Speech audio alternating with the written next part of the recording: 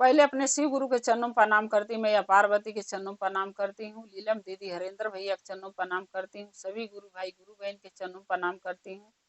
मेरे प्रणाम को स्वीकार कीजिए। गुरु भाई गुरु बहन कथा सुनाने जा रही महादेव का, कृपा करके ध्यान से सुनिएगा। ध्यान से सुनने से ज्ञान मिलता है। आधी अधूरी कथा नहीं सुनना चाहिए, क्योंकि शिव गुरु का अपमान होता। पूरा कथा सुनने से कथा के रहस्य के बारे में पता चलता और ज्ञान भी मिलता है कि कथा में क्या बताया गया, क्या समझाया गया, उसका ज्ञान मिलता है। इसलिए कथा को हमेशा पूरा सुनना चाहिए ताकि ज्ञान मिल सके। अगर मेरा ये कथा अच्छा लगेगा आपको, कमेंट में लिख के जरूर भेजिएगा। चैनल को सब्सक्राइब कर लीजिएगा। जो भी मैं नया नया कथा अपने चैनल पर डालती हूँ आप तक पहुँचता रहे। आप हमारे कथा को ऐसे ही देखते रहें, अपना प्यार देते रहें। ये कहानी जो मैं महादेव का कहने जा रही हूँ, चर्चा करने जा रही हूँ, ये एक चोर का और एक राजा की कहानी है। चोर के देखिए कैसे राजा का दामाद बना। एक चोर राजा का दामाद बन गया। इस कहानी द्वारा आपको पता लगेगा, इसलिए कथा को आप लोग पूरा सुनिएगा ताकि आपके इस कथा के रहस्य पता चल सके। एक गांव में एक चोर रहता था। वो जो चोर था वो महादेव का पूजा तो करता था, लेकिन अपने मतलब के लिए। जब भी वो चोरी करने जाता था, क्योंकि वो चोर था, न उसके बीवी थे न बच्चे थे, क्योंकि उसकी शादी नहीं हुई थी, न माँ थे न बाप थे, कोई नहीं था, अकेला था। माँ बाप मर गए थे बचपन में, छोटा था तभी। होता है ना गुरु बहना, जब माँ बाप होते हैं तो अच्छा मार्ग अच्छा राह बच्चा को दिखाते हैं। और जो बच्चे के माँ बाप मर जाते हैं, कोई देखने वाला नहीं होता, तो वो बच्चा के भटक जाता अपने रास्ते से। अब भटक के वो बुरा रास्ता अपना लेता है, जिससे वो चोर ने अपना लिया चोरी का धंधा। लेकिन जब वो चोरी करने जाता था कभी भी कहीं, अपने गांव में चोरी नहीं करता था, दूसरे गांव में करता था। और जब भी वो चोरी करने जाता था तो महादेव की पूजा करके जाता था। वो कहता था, हे भोलेनाथ, मैं चोरी करने जा रहा हूँ, लेकिन आप ये ध्यान देना कि मैं पकड़ाऊं नहीं, मुझे कोई पकड़ ना सके। महादेव का पूजा करके भक्ति करके तब वो चोरी करने जाता था ताकि वो पकड़ा न जाए। अब महादेव उसका सुनते भी थे। चोरी करता था दूसरे गांव में जाके, लेकिन वो पकड़ा नहीं जाता था। चोरी करके निकल जाता था, कोई पकड़ उसको नहीं पाता था। एक दिन चोर ने सोचने लगा कि ये छोटी मोटी चोरियां करके क्या फायदा, कहीं बड़ा चोरी करूंगा। एक दिन चोर बाजार से आ रहा था, गांव वाले देखे तो सोच रहे हैं, ये नया नया कपड़ा रोज बदलता है, ये कमाने तो जाता नहीं है। 2-4 दिन काम करता, बाकी दिन घर रहता है। ये 2-4 दिन में इसका फैशन कैसे चेंज होता है, क्योंकि जो चोर था ना, एक से एक कपड़ा रोज रोज पहनता था। अरे कौन सा उसको मेहनत का पहनना था, चोरी करके ही पहनना था। किसी घर में चोरी करने जाता था, बढ़िया कपड़ा देखता था उठा लाता था और उसी को पहनता था।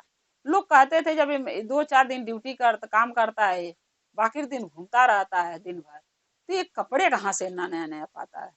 कोई ये नहीं जानता था ना चोरी के कपड़े पहनता है, क्योंकि पकड़ाता ही नहीं था, किसी को पता नहीं था चोर है। एक दिन चोर ने सोचा कि छोट मोट चोरी करके तंग आ गया, अब कोई बड़ा चोरी करूंगा ताकि कम से कम कुछ महीने की छुट्टी हो जाए, रोज चोरी नहीं करना पड़े। फिर सोचने लगा चोर की इतना बड़ी चोरी मैं करूंगा।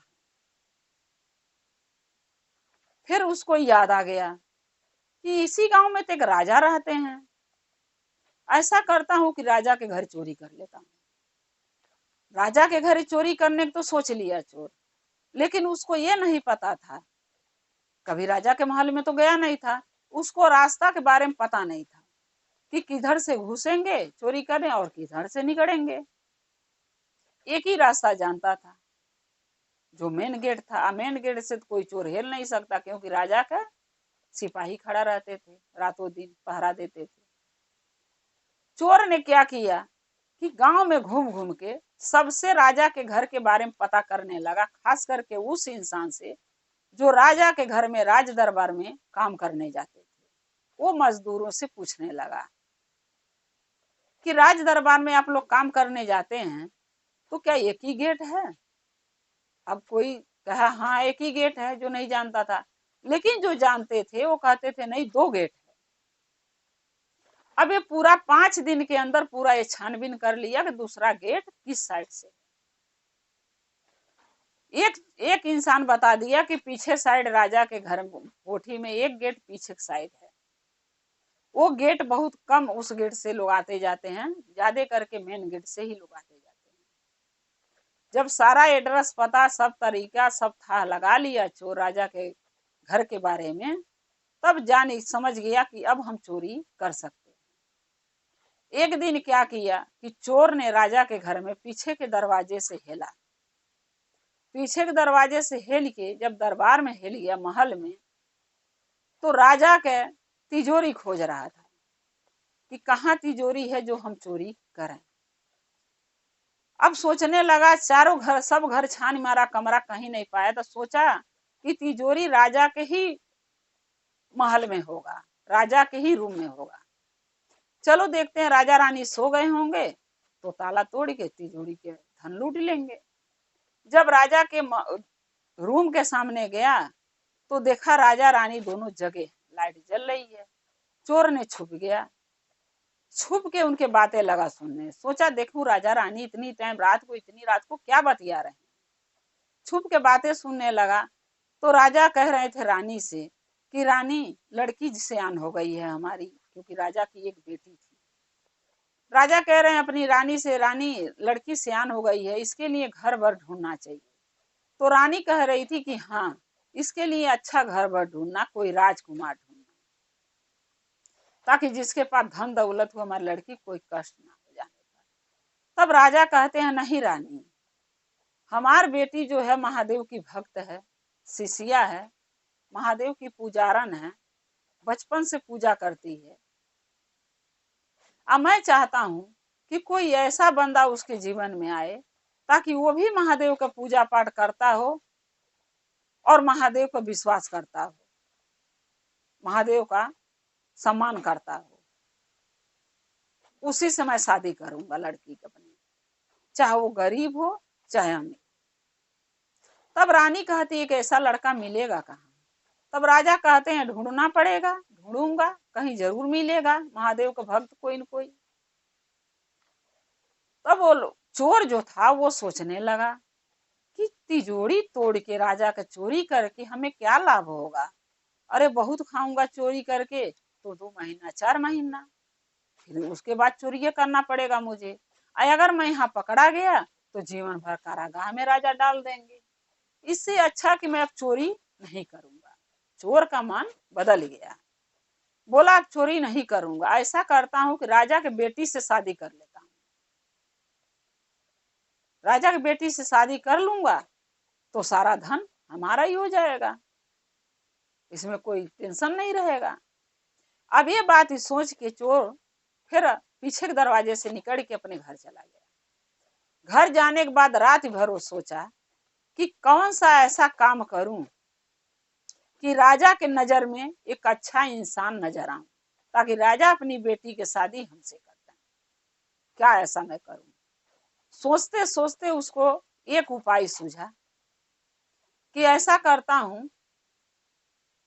कि राजा के गांव से थोड़ी दूर पर एक कुटिया बना लेता हूं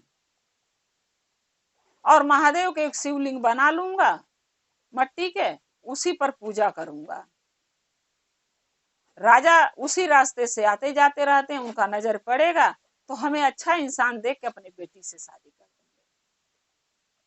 चोर ने ऐसा ही किया।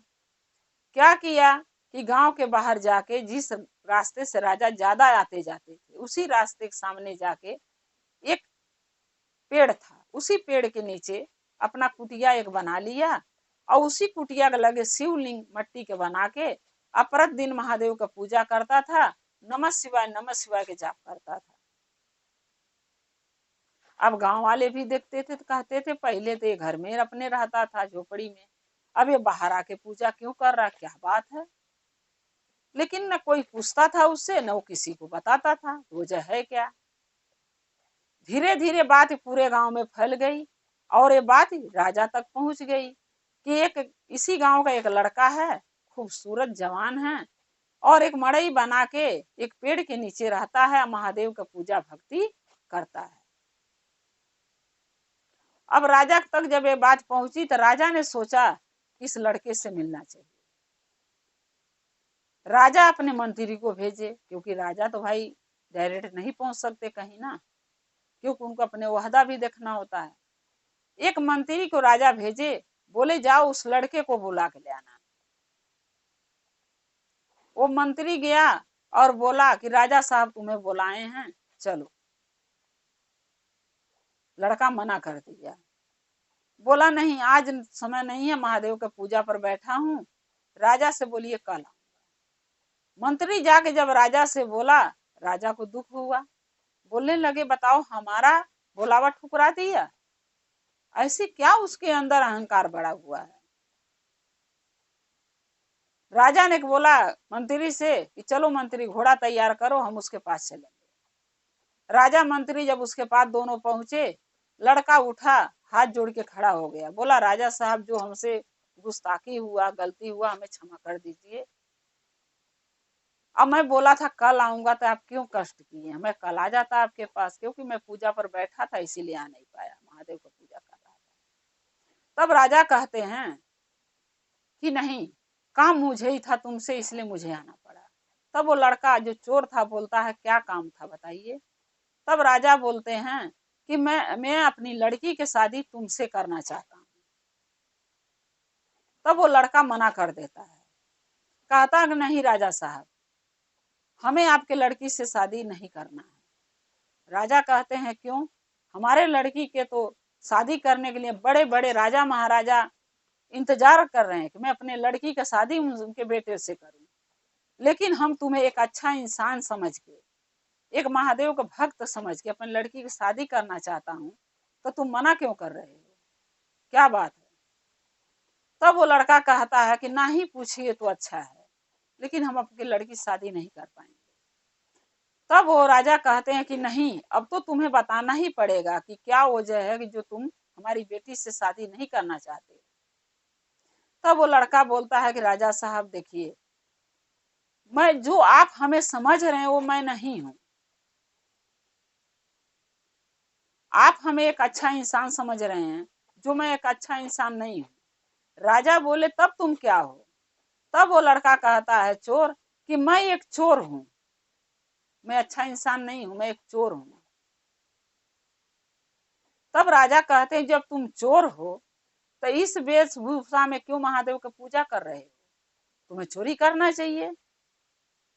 तब वो लड़का जो चोर था वो कहता है कि देखिए राजा साहब, मैं चोरिये करता हूँ, कुछ दिन से नहीं कर रहा हूँ, पहले मैं चोरिये करता था, लेकिन अपने इस गांव में नहीं दूसरे गांव में। एक दिन मेरे मन में विचार आया कि छोटी छोटी चोरियां रोज करना पड़ता है, इससे अच्छा कहीं राजमहल में चोरी करता हूँ कि ज्यादा धन एक ही बेर में लूट लूंगा, तो 2-4 महीना की छुट्टी हो जाएगा, रोज रोज चोरी नहीं करना पड़ेगा।